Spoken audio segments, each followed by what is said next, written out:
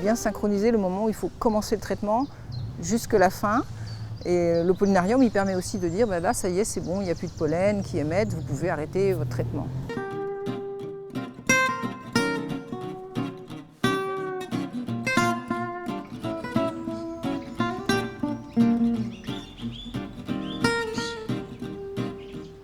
Les plantes effectivement allergisantes, c'est le vent qui permet le transport du pollen pour la reproduction. Toutes les plantes ne sont pas allergisantes, de fait de leur mode de reproduction. Et puis dans les pollens, vous en avez aussi qui sont plus ou moins agressifs. Il y a des pollens qui vont avoir un niveau 5, c'est-à-dire très allergisants, parce qu'ils pénètrent fort loin dans les voies respiratoires. Ils sont beaucoup plus répandus, comme l'ambroisie dans la vallée du Rhône. Ils vont être facilement modifiés par la pollution, et donc ça va les rendre aussi plus agressifs. Mais il y a des pollens, par exemple, qui sont très lourds, et qui ne vont pas, même s'ils sont transportés par le vent, ils ne vont pas aller très loin. Donc on ne va jamais avoir des quantités importantes dans l'air. C'est ça qui définit leur pouvoir allergisant.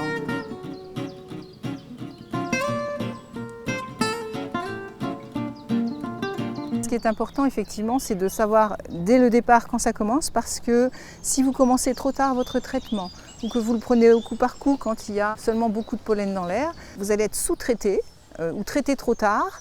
Et comme les pollens ont tendance à s'accumuler au fil du temps, parce qu'il y a d'abord les arbres, puis les herbes, etc., vous arrivez à prendre finalement trop tard votre traitement et vous retrouvez très mal. Des conjonctivites énormes, le nez complètement pris, d'où l'importance de bien synchroniser le moment où il faut commencer le traitement jusque la fin. Les plantes, en fonction de leur exposition, de l'endroit où elles ont, de par leur génétique, un moment précis où elles vont commencer à émettre et à ne plus émettre. Le pollinarium, il permet aussi de dire, ben là, ça y est, c'est bon, il n'y a plus de pollen qui émettent, vous pouvez arrêter votre traitement.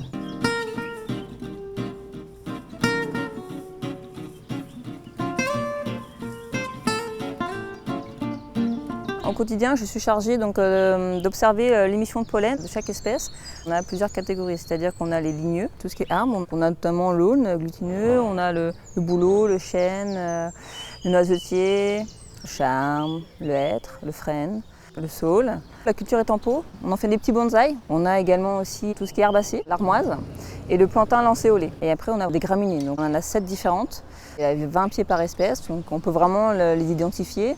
L'idée étant d'avoir vraiment une diversité génétique. Je vais relever les émissions de pollen. J'ai une petite plaque noire sur laquelle je tape l'épi, voir si justement se déposent une poussière jaune en fait, le pollen. Donc peu importe la quantité de pollen, l'idée c'était vraiment d'observer le début d'émission. J'ai un cahier d'observation sur lequel tous les jours je note s'il y a une émission. Donc en fait je marque la date. Ça nous permet d'avoir le début de floraison. J'observe aussi la fin. Ce qui est intéressant c'est d'avoir la durée dans laquelle la plante émet, afin que la personne vraiment ait son traitement donc en amont, vraiment en préventif, mais aussi qu'elle s'arrête de prendre son traitement au bon moment. Si vous n'avez pas encore de signes ou très peu de signes et que vous avez le bulletin d'alerte qui vous dit mais oui ça y est, ça a bien commencé dans la classe de pollen qui vous intéresse, vous savez qu'il faut prendre votre traitement, il faut commencer, il ne faut pas attendre d'avoir des signes beaucoup plus forts si vous voulez. Et puis vous continuez bien votre traitement tous les jours, ça c'est très important aussi.